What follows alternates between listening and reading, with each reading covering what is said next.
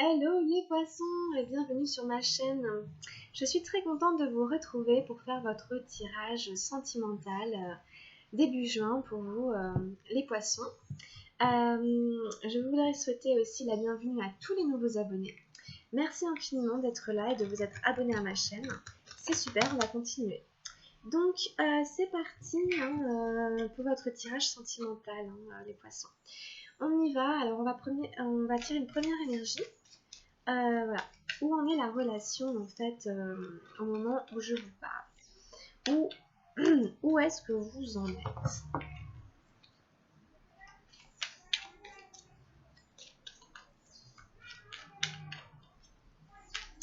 Quelle est l'énergie de départ? Quelle est l'énergie de départ de votre relation sentimentale, ce tirage sentimental?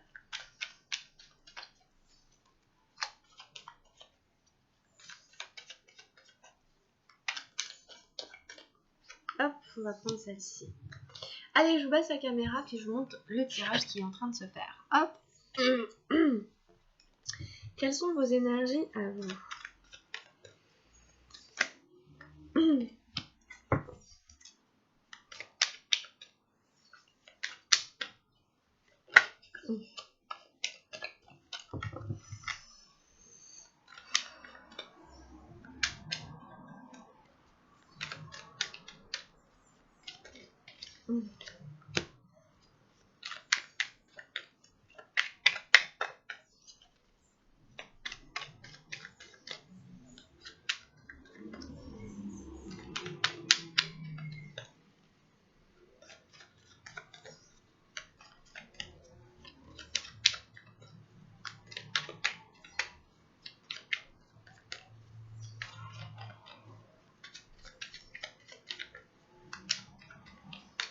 Hop.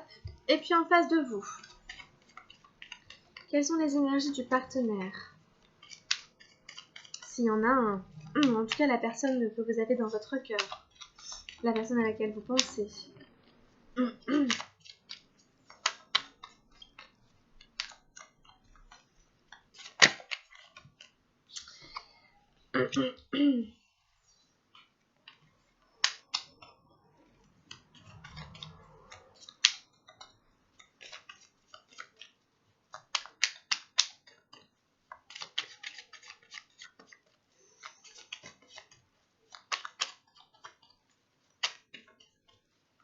Donc, pour le partenaire du Verseau, on prend encore 2 cartes.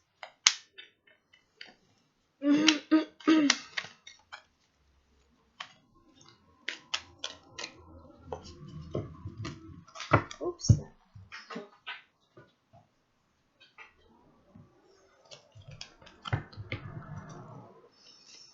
Alors, partenaire Verseau, on prend encore 2 cartes. Partenaire Verseau. Qu'est-ce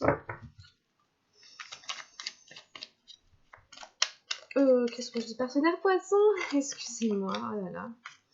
Partenaire Poisson, c'est la guidance pour les poissons. Sentimental. Donc, partenaire Poisson sentimental. Allez, on prend encore 2 cartes, je vais aller chercher. On prend une ici.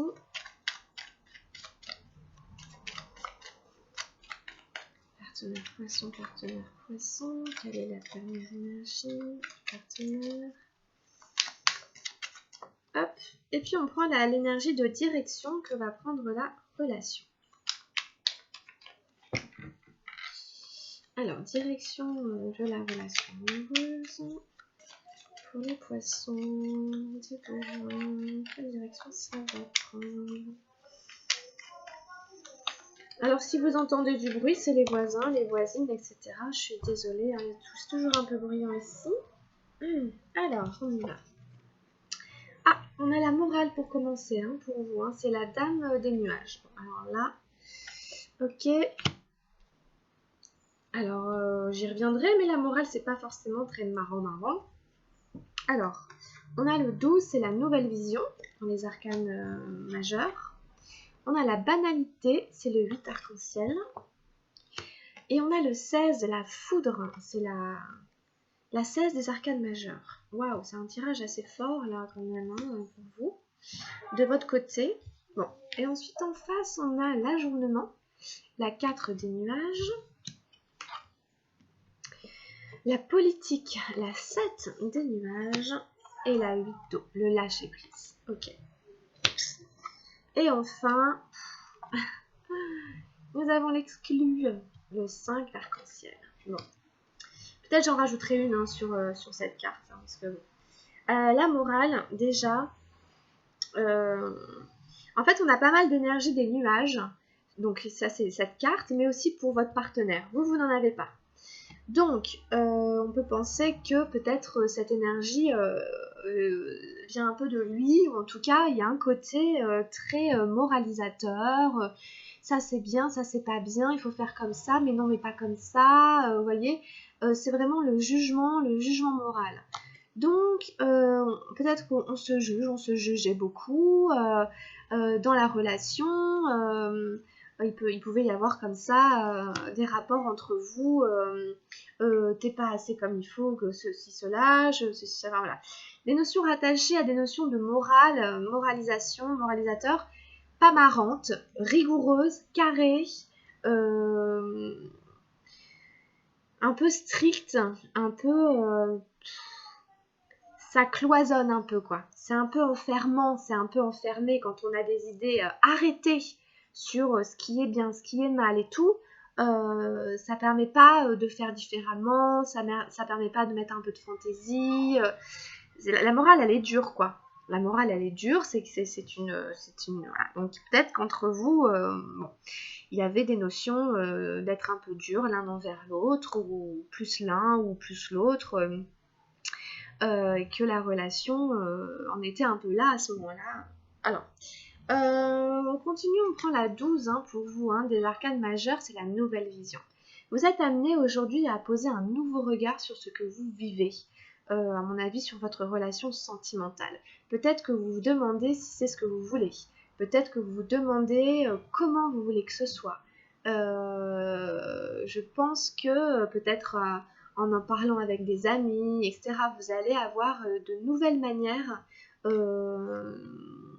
d'observer ce que vous vivez. C'est vraiment ce que nous dit cette carte.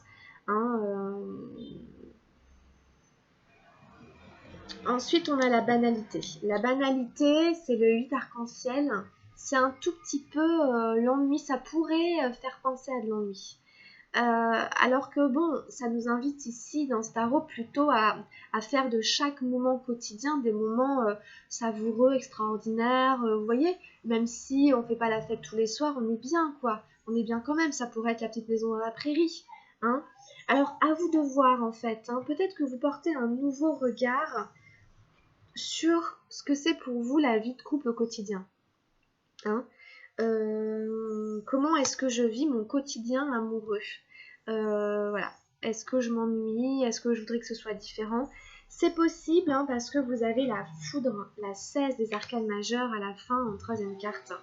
C'est encore une arcane majeure, hein, donc après la nouvelle vision, c'est la foudre. Donc peut-être que vous allez faire bouger tout ça, que vous avez envie que ça bouge. Peut-être que la vie va provoquer les choses, peut-être que ça va provoquer le destin. Ça représente comme un tremblement de terre, un éclair, la foudre, ça vient toujours détruire quelque chose, vous voyez, c'est dans le feu, etc. Voilà, c'est vraiment le feu purificateur aussi en fait. Hein. On consume l'ancien, voilà, avec la nouvelle vision, on consume l'ancien regard, on consume l'ancien moi, l'ancienne relation, l'ancienne manière de vivre dans la relation. Hein. On consume quelque chose pour un renouveau. Il va y avoir forcément quelque chose de nouveau derrière, quelque chose qui va repartir, quoi. Mais il y a une notion de feu purificateur qui intervient là très très fortement pour vraiment vous permettre peut-être de vivre, de poser un nouveau regard hein, sur ces choses-là, en tout cas pour que ça change, quoi.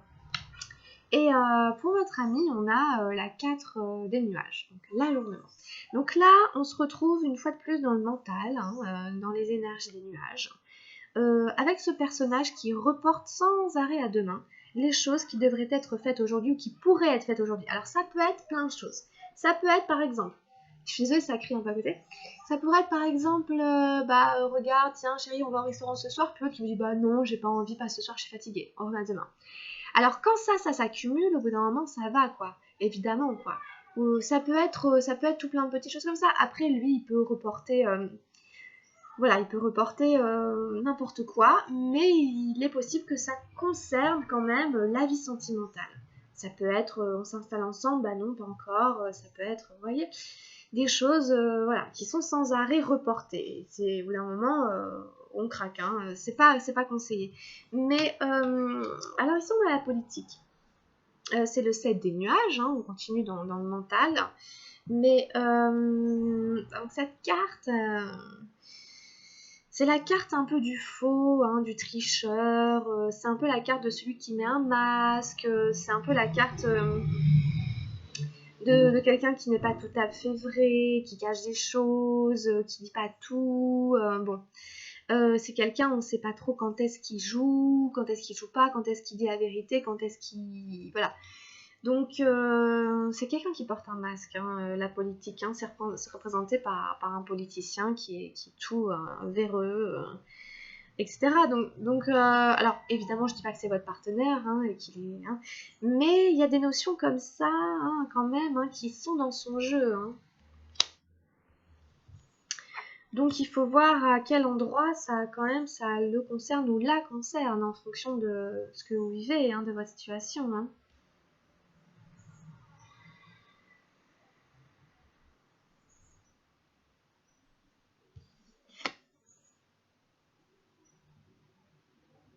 Vous pouvez avoir l'impression que cette personne joue avec vous, quoi, hein, et peut-être qu'elle vous dit des choses, puis en fait c'est sans arrêt remis à plus tard, donc vous avez l'impression qu'il ment, que c'est un menteur, quoi. Bah c'est vrai que quand on dit quelque chose puis qu'on le fait pas, au bout d'un moment on peut vous mettre sous le nez, non mais en fait tu mens, tu dis que tu le fais puis tu vas pas le faire. Vous voyez, franchement voilà, ça va assez bien ensemble, puis ça arrive ça peut arriver à tout le monde, hein, c'est pas non plus je suis pas en train de faire un procès, hein, ça peut arriver, hein, à tout le monde de dire je vais faire ça, puis en fait on ne le fait pas, voilà, mais c'est vrai que quand c'est répété, on peut avoir l'impression que la personne triche, quoi, voilà quoi.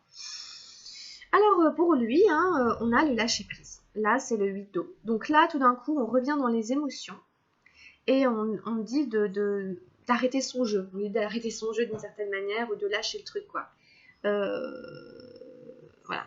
De lâcher prise. Alors ça peut c'est lâcher prise peut-être sur un fonctionnement, peut-être sur ce fonctionnement, hein, là qu'il a, hein, peut-être il s'agit maintenant de laisser ça, hein, que c'est quelque chose qu'on connaît bien, qui est bien rodé, mais qui marche plus forcément très bien. Donc maintenant, il y a une notion pour lui, hein, très forte de lâcher prise, mais bon, c'est en général que ces moments, hein, c'est que c'est un passage, hein. Ça veut dire qu'il peut le faire, quoi, vous voyez.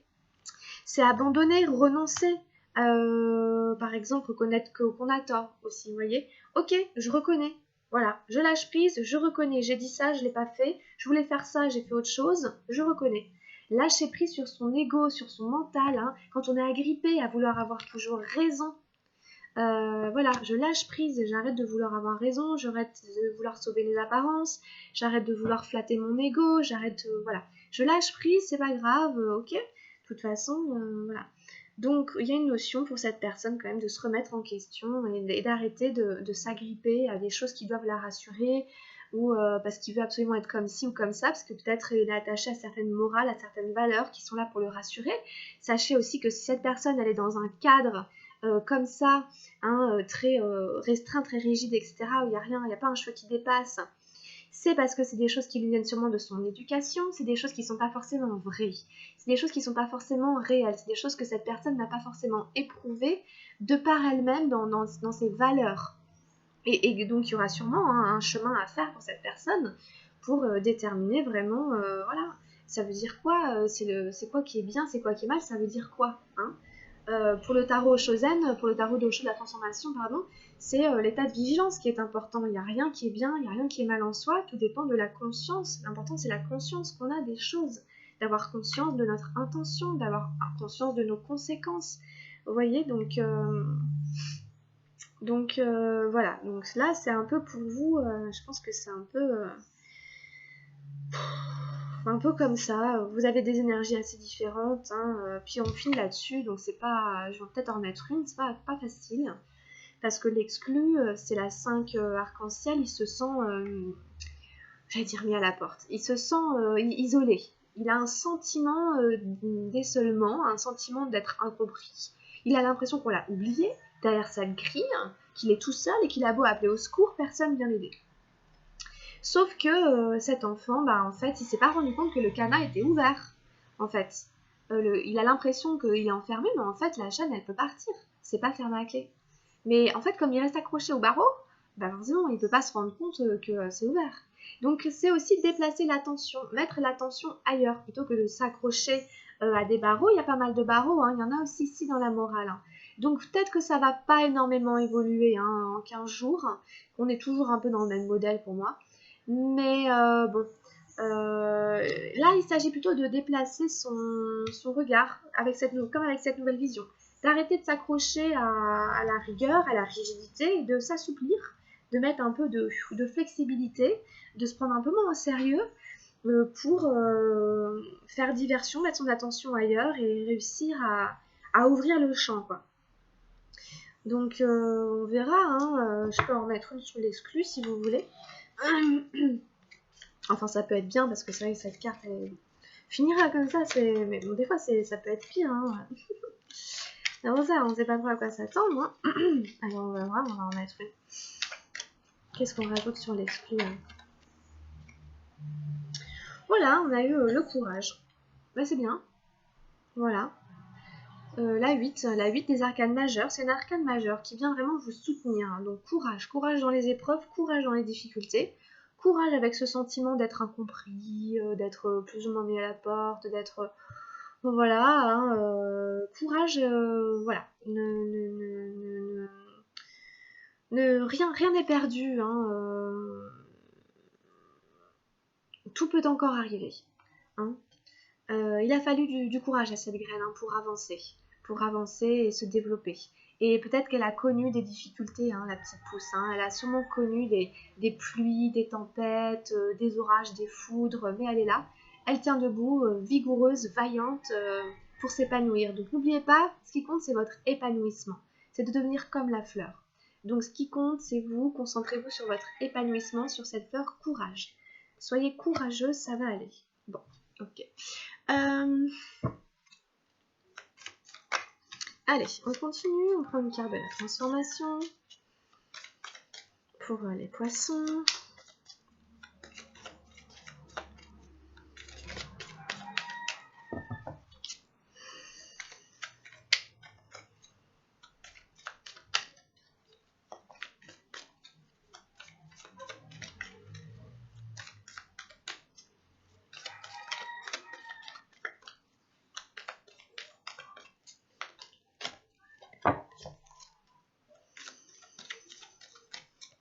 Allez, qu'est-ce qu'on va prendre celle-là? On va aller voir.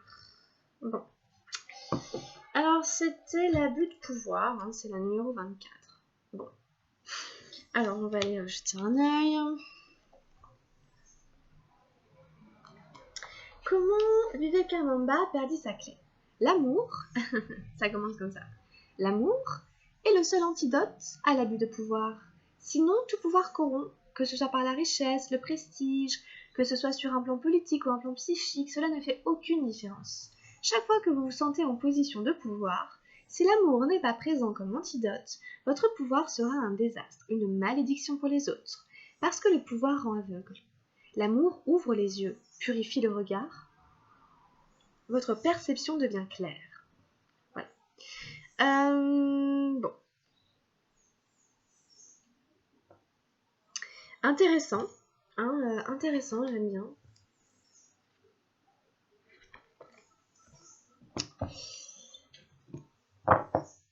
L'amour comme antidote. Voilà, hein, mais je ne sais pas, hein, peut-être c'est une relation amoureuse, hein, vraiment, hein, sérieuse, hein. En tout cas, si c'est le cas, on vous parle d'amour.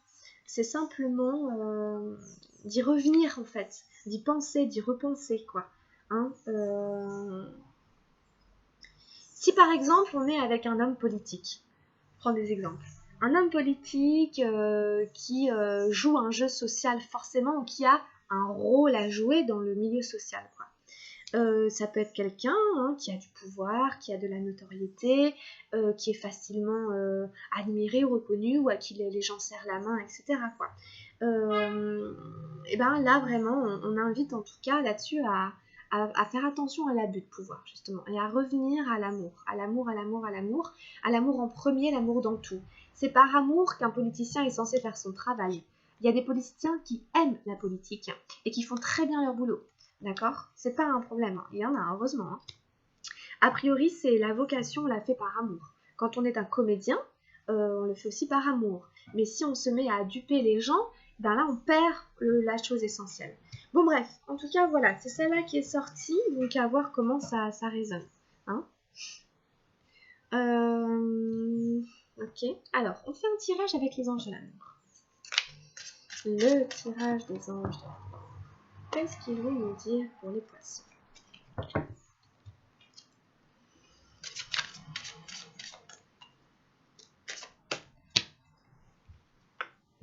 Oh, bah voilà, on a encore le mariage, hein, parce que je l'ai eu tout à l'heure pour, je sais plus, pour notre guidance, je crois, bah, celle juste avant, donc...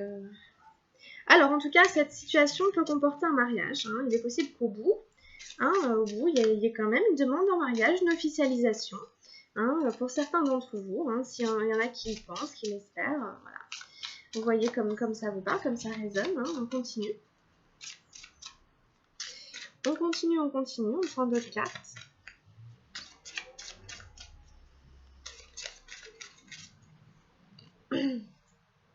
On a la passion, bah dis donc. Permettez à votre cœur et à votre âme de chanter la joie. Waouh, magnifique. Chanter la joie, les amis, ça fait que du bien, hein, super beau. Qu'est-ce qu'on a d'autre?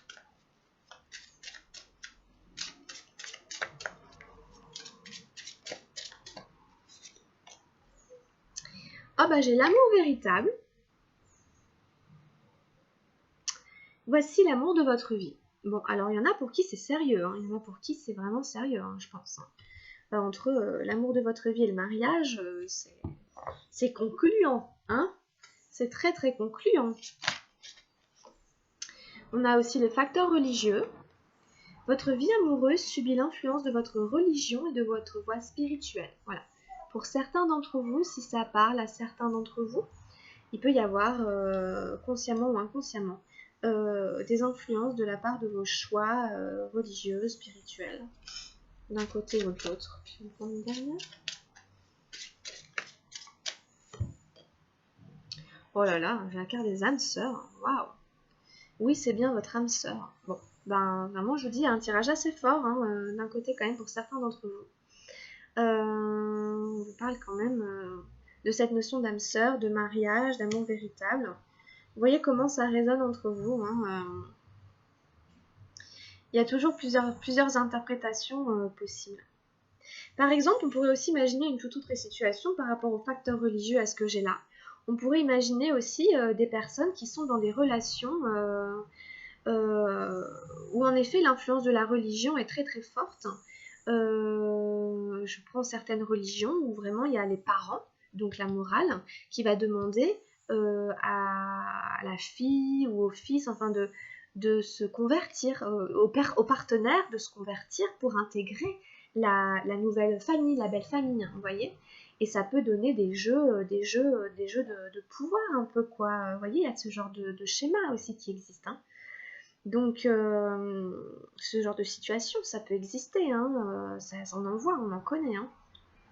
Des gens qui ont connu ça, on a tous des amis ou même des frères et sœurs, des cousins qui se retrouvent dans des situations où, ben voilà, il y a des différences et il faut se conformer un peu. Enfin voilà, si jamais ça vous parle, en tout cas, parce qu'il y a vraiment quand même, il y a quand même un bel espoir d'amour, on parle de mariage, donc Ok, allez, on arrête là avec ces cartes-là. Vous voyez vraiment comme ça résonne, prenez que ce qui résonne, hein. Hop, puis vous prenez que ce qui peut vous aider. Et le reste, vous le laissez. Allez, on prend un dernier message pour les poissons.